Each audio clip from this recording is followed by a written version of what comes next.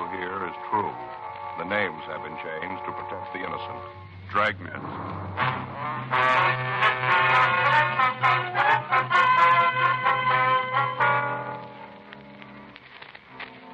You're a detective sergeant. You're assigned a robbery detail. 2 masked gunmen have held up a bank in your city.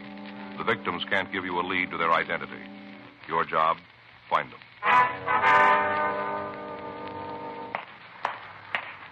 It was Tuesday, June 3rd. It was warm in Los Angeles. We were working the day watch out of robbery detail. My partner's Frank Smith. The boss is Chief Detective Stab Brown. My name's Friday. I was on my way back from the street, and it was 8:47 a.m. when I got to the rear of the bank, the manager's office. I'm not a young woman anymore. I can't take this kind of excitement. Yes, ma'am. You checked with him? Yeah, they got the broadcast out right away. It's a long shot if it pays off. Yeah, not much of a description. Huh? I hope you're not saying that for my benefit, young man. I gave you all I could. It was hard to see their faces with those scarves on. Maybe you could have done better, but I couldn't.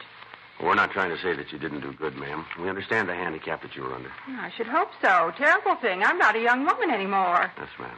Now, would you tell us just exactly what happened now, right from the beginning? You mean starting when I come in this morning? Yes, ma'am, that's right. 8 o'clock, just like always. That's when I got here. Uh-huh. Opened the door with my key and came right on in, little suspecting what was waiting for me. I tell you, I was pretty surprised when they popped out at me. You didn't see them at first, then, huh? Of course not. You think I would have come in if I'd have seen them? No, ma'am. Certainly not. Never would have come in. When did you first see the 2 men? I came in and locked the door behind me. Rules say you got to lock the door. I did, and then I went back to the clothes closet to hang up my coat and umbrella. I see. Go ahead. Kind of silly, I guess, carrying an umbrella on a day like this, but I always do. Never know. Yes, ma'am. People always kind of smirk at me for carrying one, but whenever it rains out of a clear sky, they don't smirk then. I'm always the center of a crowd, you just betcha. Yes, ma'am. Would you go ahead with what happened, please? Well, I hung up my umbrella and my coat, and then I came out the main part of the bank, right out where those 2 assassins were. And that's when you saw them, is that right? Oh, no, they were cagey. They waited until I was away from the alarm system. They were real sly. I see. Go ahead. I walked out the tables. You know where the deposit slips are out in the center? Yes, ma'am. Out there. Mm-hmm. I walked out straight and up. It really isn't my job, but I didn't have anything else to do, so I thought I'd maybe just check and see if any of the points needed new nibs. I like a neat place. You know, all the slips in the right place, blotters all clean and new. Neat. Yes, ma'am, I understand. When did you see the thieves? As I was straightening up the counter. That's when they stepped out in the open. Where were they, ma'am? Over in the escrow department, hiding behind the desks, I guess. That's the direction they came from. I see. Now, what'd they say to you? The big one, he looked at me with his steely eyes and told me to be quiet and nothing would happen. Said to be just quiet. I'm not young anymore, Sergeant. A thing like that can be a tremendous shock. Yes, ma'am. Were both of the men together at that time? I don't understand. Well, did they both come out from behind the counter? Oh, yes. The big one had a machine gun, and the other, the little scrawny one, had a pistol. And you're positive the big one had a machine gun? Listen, young man, I've seen enough movies and television to know a machine gun when I see it. Don't you think I don't? Now, about the pistol, was it a revolver or an automatic? What? Well, look here. Did it look like this gun of mine? No, it wasn't like that. It was more the kind you see in movies. More mean-looking than that. Real mean-looking, kind of flat-like. I see. It was an automatic then, huh? Well, I don't know what it was, but it was real mean. And furthermore, I wouldn't be surprised if there were real bullets in it. Not in the least. All right. Now, after they came out from behind the counter, what happened? They asked me what time the rest of the staff came in. Mm-hmm. I told them, any time. That seemed to make them happy. Why do you say that? Because one of them, the big one, turned to the little runt and said, just like clockwork. That's what he said. Just like clockwork. I'm going to tell you something. Sort of a clue. Yes, ma'am. What's that? These fellas been planning this a long time. They knew all about how the bank works, what time everybody comes in and all. They even knew about the keys. What keys? The ones to the bank door. They knew who had them. Uh-huh. First thing they wanted to know after they asked about the staff was where my key was. Do you have a key to the vault? No, not to the vault itself. Just to the doors in front of it. You know the barred doors in front of the vault door? Yes, ma'am. To those. Uh-huh. Did you give the men your key? I didn't have much to say about it. I told you, I think they might have had real bullets in those guns, and I wasn't about to make sure. Yes, ma'am. After all, I pay my taxes. Catching those fellas is your job, not mine. If you want to cash a check, I can take care of you. But I'm not about to go out and apprehend no thieves. Yes, ma'am. What happened then? You mean after I gave them the key? That's right, yes. They made me get off to one side of the front doors and wait for the rest of the staff. As they'd come in, the hold-up men would make them get into the closet in the rear of the bank, where I hung my umbrella. Yes, ma'am. But they let you stay outside, did they? Oh, yes. They had me right up in front, with those guns pointed at me every second. Every second. I guess they wanted me to act as kind of a decoy. Ma'am? Well, when the other people who work in the bank came up to the door, they could look inside and see me standing there. That way, I guess they thought there wasn't anything wrong. Came right in, like lambs to the slaughter. Next thing they knew, there was a gun in their ribs, and they was locked up in the closet. Mm-hmm. What time did the manager come in? Poor Mr. Blanton. He's not well, you know. He's not well at all. Yes, ma'am. We saw him out front. Is he all right? He had an awful attack. Bad heart. Well, they've taken him to Georgia Street Receiving Hospital. Did they find his pills? What's that? His pills. Mr. Blanton had a special kind of pills he takes when he has an attack. Some kind of explosive. Always has them with him. Did the men find him? Well, I guess they did, or else they had the necessary medication with him. He's going to be all right. Just needs some rest. I'm glad of that. Sweet man. Mm-hmm. Widower. What happened when he came in? Mr. Blanton? Yes, ma'am. Well, he was just about pulled right in off the streets. He just got his key in the door, and they practically just yanked him right in. Right away, wanted his key to the vault door. You have to have both of them in order to open it. Both of them have to be turned at the same time. I see. They asked him for his key. At first, he didn't want to give it to him. Told him to get out of his bank and to stop the foolishness. Just like that, he told him. I thought they were going to shoot him, but they didn't. I think if it hadn't been for the big one, they would have. The scrawny one wanted to kill Mr. Blanton right in cold blood. Uh-huh. But the big one stopped him. Said to just get on with the job and get out of there. That's what he said, to get out of there. That's when Mr. Blanton passed out, cold, right on the floor. Attack. Do you want to go ahead? Well, I guess they just about had a fight between themselves over that. Oh, how do you mean? The big one really read the runt off. Told him he was stupid for making poor Mr. Blanton pass out. Said that now they'd have to wait for the combination of the safe. But I stopped that. How's that? I gave him the combination. You told him how to open the safe, did you? Certainly. With poor Mr. Blanton laying there on the floor, all I could think about was them getting out of there. That's all that was important. That's when they opened the safe, didn't they? Yeah. Went right over to Mr. Blanton and got his key out of his pocket and unlocked the door.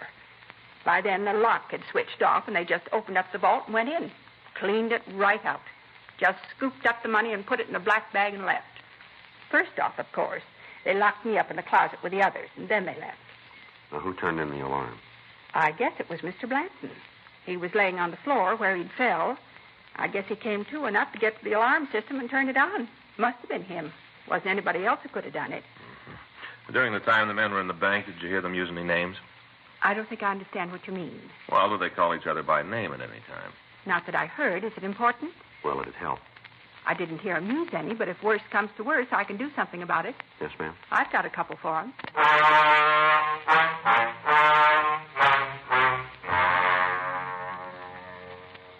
We obtained a complete description of the hold-up pair, and a supplemental broadcast was put out. The crime lab crew came out to the scene and went over the premises for physical evidence. From their investigation, we found that the bandits had made their entrance through a rear window. They'd sawed through the steel bars and broken the glass. From there, they'd come in and apparently had waited for the employees to arrive. We'd ascertained from the cashier that both men had worn gloves, so there was no chance of getting any fingerprints. In the dirt on the alley pavement, Lee Jones was able to find several good impressions of footprints. These were photographed and booked as evidence. Because of their placement, it was more than likely that they belonged to the thieves. Also in the alley, he found several broken hacksaw blades. These were booked, their numbers noted, and a request sent to the manufacturer for the name of the store that had sold them. The other employees of the bank were questioned, and they verified the story and the description that we'd gotten from the cashier. The stats office started a run on the M.O. used, and the victims were taken downtown and asked to go through the mug books. They were not able to give us an identification of the thieves. That afternoon at 3:47 p.m., Frank and I met back in the squad room. Hi. How'd the stats office do? Well, I got the list right here, 18 possibles. Yeah? Any of them look good? Couple. Skipper around? No. You went over to the inspector's office. Anything special? Well, I wanted to check with him on who's going to work with us on this thing. Well, he left word. Murph and Gaffney are with us. We can use Pinky and Stromwell if we need them. Is Murph around? No, he went down to R&I. He had a hunch this might tie in with a heist they worked on last month. Same M.O. Figured he might as well check it out. Well, as soon as he gets back, maybe he'll give us a hand with this list, huh? Yeah. How about the bank manager? Any word there? I called Georgia Street, talked with Dr. Sebastian. He said Blanton has been released to his own doctor. What kind of conditions is he in? Should be able to talk to him tonight. Guess it was a pretty bad attack. Sebastian said he was in rough shape. Well, let's check out. We can tag Murph in the hall. Is Gaffney with him? He was. All right, let's go. You want to sign us out? Yeah. I got it. Robbery Friday. Yeah, he's here. Just a minute. For you, Frank. Okay. You want to take care of the book? Yeah. Who is it? He didn't say. Just want to talk to you. Oh. Smith speaking. Yeah, that's right. Huh? Yeah, sure we can. Yes, sir, we can right away. Mm-hmm. You want to give me that address? Uh-huh. Yes, sir. Okay, thank you. I have it. Yeah, right away. Goodbye. It's Blanton's doctor. Yeah. Says he wants to see us right away. You know, what about? Well, Blanton says he remembers that when the thieves left the bank, a customer came up to the door. Yeah. He heard the big one tell the other one to take off his mask. Uh-huh. The customer got a good look at both of them.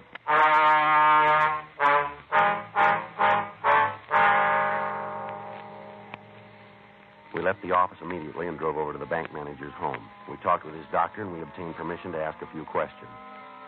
Blanton told us that as the two thieves had left the bank, a woman passerby had noticed the bank manager's key still in the front door lock.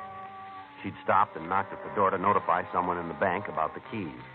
As she did, the two hold-up men had taken off their masks and passed directly in front of her. We asked Blanton if he knew the woman, but he said that he'd never seen her before. We asked if it was possible that she might be a customer of his bank. He said it was possible that he'd just never seen her before. He gave us her description, and we started to check with the bank employees in the hopes that one of them could identify her. None of them could. We got out a supplemental bulletin asking that the woman be picked up. In the meantime, Officers Murphy and Rafferty had checked out the list of possibles that the stats office had come up with. All of the names on the list either had alibis or could establish that they were not near the bank when it was robbed. We checked all FI cards filed in the area without result. Frank and I checked out of the office at 12:18 a.m. and went home to get some sleep. The next day, Wednesday, June 3rd, Frank was waiting for me when I got to work. Don't sit down. We got a call to make. Yeah? Marie Logan called. You remember the rental car agent out in the valley? Oh, yeah. She gave us a hand on the identity of that young fellow that knocked over the liquor store out at Tilden and Ethel, wasn't it? That's the one. Well, what's she got? Might be nothing, but we ought to check it out. Uh-huh. Says there's a woman who hangs around the local bars mooching drinks. Never got a dime. Yeah? She came in to see Marie yesterday afternoon. Wanted to rent a car to drive to New York. Where do we fit in? She wanted to pay in advance. Yeah. Offered Marie brand new $100 bills.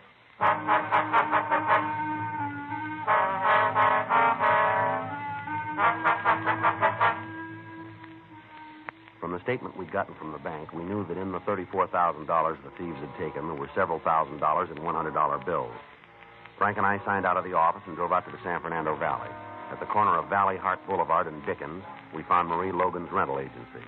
There was a line of late-model cars in front of the lot, and at the rear, we found a small wooden building. Frank knocked at the door, and we waited.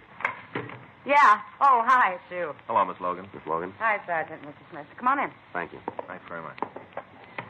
Sure hope I haven't brought you guys out here on a wild goose chase. Hope it works out. All right, you want to fill us in? This woman named Betty Gallick hangs around the bars in the neighborhood, spends her time cadging drinks. Real bum.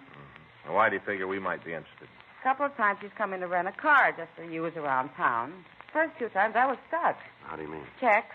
She'd pay the deposit with a check. Then when she brought the car back, she'd pay the bill by check. I see. Check it bounced. Then when I'd call her, she'd come in and pick it up and give me the cash to cover it.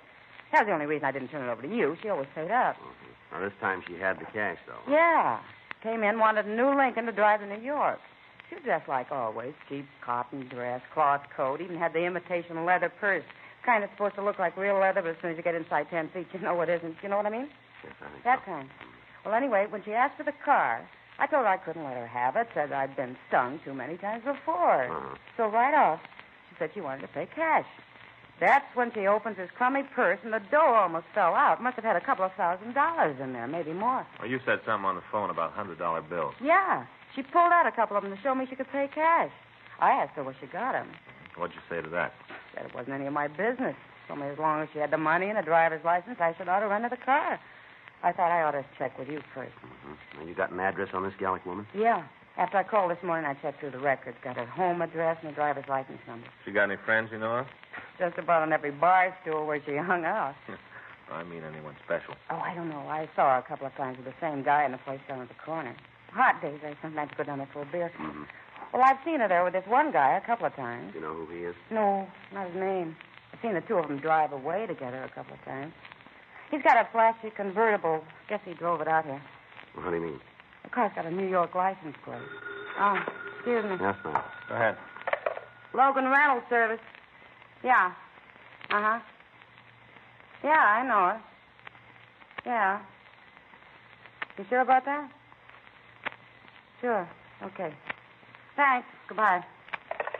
That tears it. What's wrong? There was a rental agency in Hollywood. Called to ask me about Betty Gallick. Seems she gave me as a reference. Yeah. Came into their place and rented a car from them. Paid cash for it. Was she there now? No, she left for New York this morning.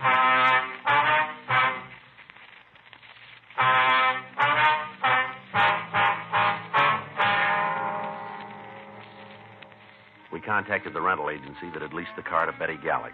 From them, we got a description of the car and the license number. We put out a local and an all-points bulletin on the vehicle. We got in touch with the New York authorities and asked them to be on the lookout for the car. We got the Gallick woman's address from the rental agency, and we checked out her house. We found nothing to give us any indication as to where she might have gone, but we did find a silk scarf similar to the one described by the victims as having been worn by the hold-up men. We checked with the neighbors, but none of them could tell us where Betty Gallick had gone. 2 days went by while we followed down every lead that turned up. The information from the crime lab was checked out, but it led us nowhere.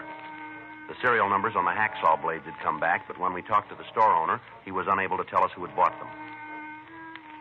Saturday at 12 noon, a meeting was held in the offices of Thad Brown. Members of the Federal Bureau of Investigation were there. They had agents working on the case, but they hadn't been able to come up with any more information than we'd gotten. 2:14 p.m. Frank and I got back to the office.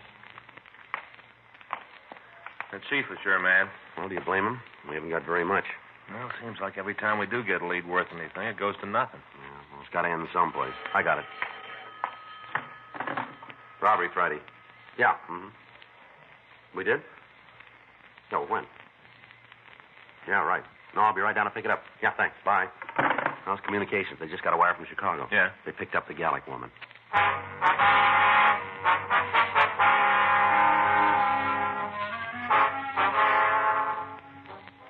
Betty Gallick had been picked up south of Chicago and held in answer to our communication. However, when she was picked up, she was in the company of 2 other women. They were identified as her sisters. We made arrangements to talk to her by long-distance telephone. As soon as we started to ask her questions regarding the bank robbery, she admitted being the driver of the getaway car. She told us that the theft had been planned by a man she knew only as Dean. She was unable to tell us any more about him. She went on to say that she'd met him in a bar in the valley along with the other 2 men. She identified these 2 men as Richard and Matt. She was unable to give us their last names or tell us any more about them. She did say, however, that Matt was from New York and that as far as she knew, he was there at the time. She went on to say that he was not with the trio when the bank was held up. We questioned her further, but she was unable to give us any additional information on the 3 men. She did, however, tell us that they had stayed at a motel located on Sepulveda Boulevard. She gave us the name and the approximate location. She was detained pending extradition in Chicago. Saturday evening, Frank and I drove out to the motel that the Gallick woman had mentioned. We rang the bell and waited. Yeah? Lights on. We got no vacancies. Police officers, we want to ask you some questions. What about? A couple of men who stayed here. Anybody in this place who's got trouble with the cops has to get out. You tell me who they are, and I'll throw them right at you. I don't want no trouble. Now, who are you looking for? One of them's tall, the other's short. Named Dean and Richard. What about the last name? We haven't got that. I don't need it. I know who you mean. Yeah. Sure. Dean Franklin, Dick Norton, a couple of no goods. They ain't here no more. You know where they are? I'm not sure. I think maybe I got an address in my desk. Come on in. Thank you. I'm Jim Allison. Well, it's Frank Smith. My name's Friday. What have the boys done? Just routine. We want to talk to them. You won't tell me, huh? Well, it'd be better if we talked to them about it. Well, have it your own way. I don't want to get mixed up in anything. Those boys got themselves a bucket of trouble. I want no part of it. While they was here, they paid their rent and didn't cause much trouble. That's all I was interested in, as long as they didn't cause any trouble. Yes, sir. How long ago did they leave? I guess it's about a week ago. I got it in the book, so I can check it for you if you want. Yes, sir. We'd like to have the information. Sure, I'll get it for you. Did they have any visitors while they were here?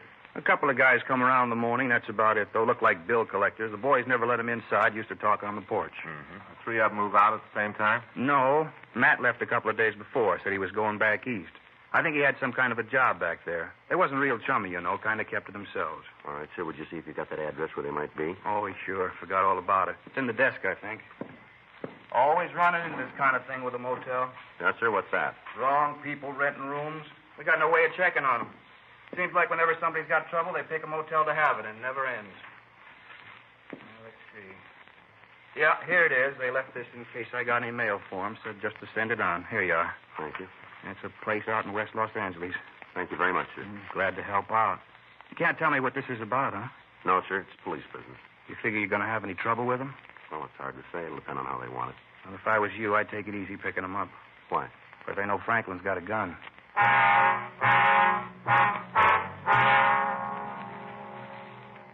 We obtained the license number and a description of the car that the suspects had driven. It was a late model convertible with New York license plate. Before we left the motel, we called R&I and checked the names Dean Franklin and Richard Norton. We found that both of them had long felony records. We talked to Captain Donahoe and had 2 more teams of men sent out from the office to meet us at the address that we'd gotten from the motel manager. From what we knew of the 2 men, taking them into custody would be difficult. Frank and I left the motel and drove out to the address in West Los Angeles. It was a 1-story wooden building set well back on a weed-filled lot. A late model car was in the driveway. 10 minutes after we got there, Officers Murphy, Rafferty, Meade, and Leitner met us. Murphy had brought 2 sawed-off shotguns loaded with double-aught buck and several tear gas grenades. The only chance we had of taking them in without bloodshed was to use the one element on our side, surprise. Murphy and Rafferty went around to the street at the back of the house, and Leitner took the other. When all of us were in position, Frank and I prepared to move up to the front door. You all set? Just a minute. All right, let's go. I don't see anything. Well, they might have seen us. You better take it easy. All right.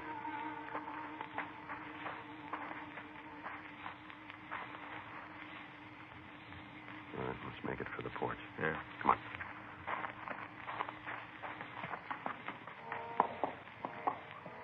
You okay? Yeah. All right, now I'll take the door. When we get inside, you go to the left, I'll handle the right side. Right. All set? Yeah.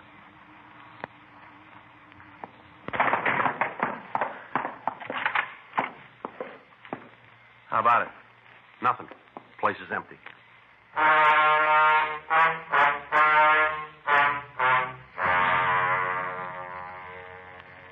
We searched the house, but we found no trace of the suspects. From the clothing in the closets, we figured that they had not moved out. And going over the house, we found a machine gun hidden in one of the bedrooms. The cartridge clip was loaded, and the gun was ready for use. We pulled the clip, called the office, and told them where we were, and then we settled down to wait for the suspects to return. Murphy and Rafferty covered the rear approaches to the house. Meade and Leitner were in cars parked down the street, and Frank and I waited in the front room. At 10:46 p.m., the phone in the house rang 3 times, and then it stopped. We waited for Franklin and Norton to come back.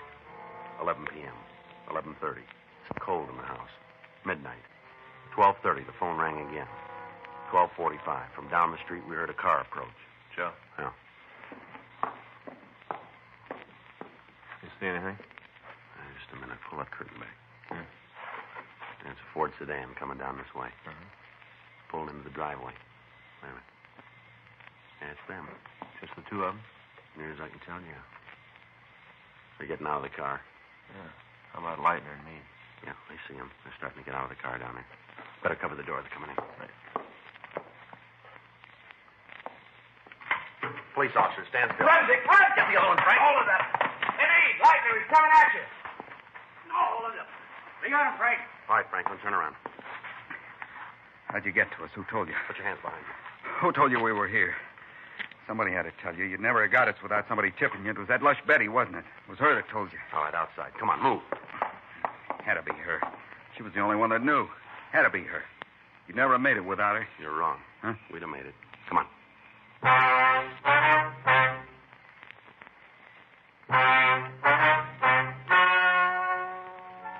The story you have just heard is true. The names were changed to protect the innocent. On November 14th, trial was held in Department 92, Superior Court of the State of California, in and for the County of Los Angeles.